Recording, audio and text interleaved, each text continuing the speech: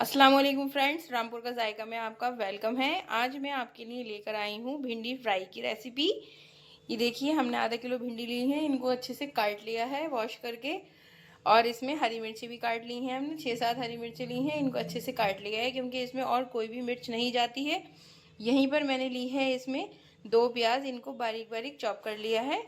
चलिए आगे करते हैं शुरू। यहाँ पे मैंने ले ली है एक कढ़ाई और इस कढ़ाई में हम डालेंगे ऑयल। सरसों का तेल डाल रही हूँ मैं इसमें। मैंने ऑयल डाल लिया है। अब इसको गरम कर लेते हैं अच्छे से। देखिए फ्रेंड्स, हमारा तेल अच्छे से गरम हो गया है। अब ये जो प्याज हमने काट के रखी है, ये प्याज इसमें हम डाल देंगे और अच्छे से इसे गोल्डन ब्राउन होने तक पकाएंगे। ये देखिए फ्रेंड्स, हमने ये प्याज गोल्डन ब्राउन हो गई है। यहाँ पे मैंने 2 टेबलस्पून डाल दिया है जीरा और इस जीरे को अच्छे से तड़कने देंगे पहले। और अब यहीं पर मैं इसमें भिंडी डाल दूंगी।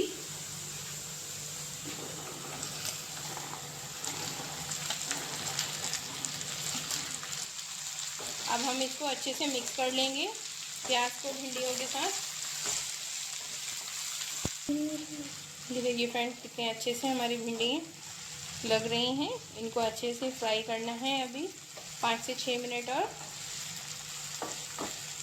इस तरीके से। अभी हमने इसमें नमक ऐड नहीं करा है, नमक ऐड हम रुक कर करेंगे क्योंकि अगर हम नमक पहले डाल देते हैं इसमें तो जो भिंडियों में आपको पता ही है चेपा कितना निकलता है, सब स्टिकी स्टिकी हो जाती हैं।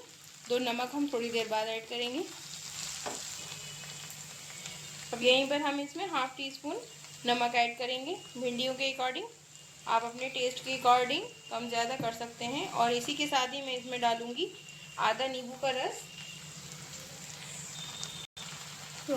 मैं इसमें कोई और भी खटाई नहीं डालती हूँ, मैं लेमन जूस का इस्तेमाल करती हूँ।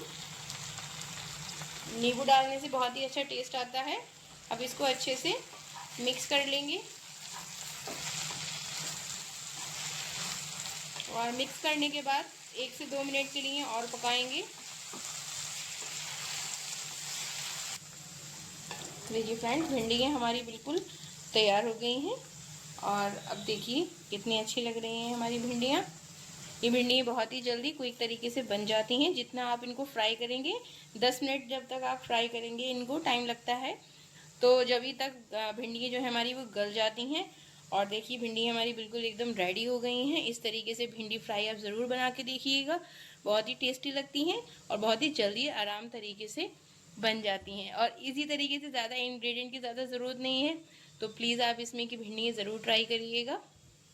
फिर मिलती हूँ इंशाल्लाह एक नई रेसिपी के साथ। और आपको मेरी रेसिपी अगर अच्छी लगे तो प्लीज़ लाइक करिए, शेयर करिए एंड कमेंट करिए। फिर मिलती हूँ इंशाल्लाह नई रेसिपी के साथ। अल्लाह हाफ़िज़।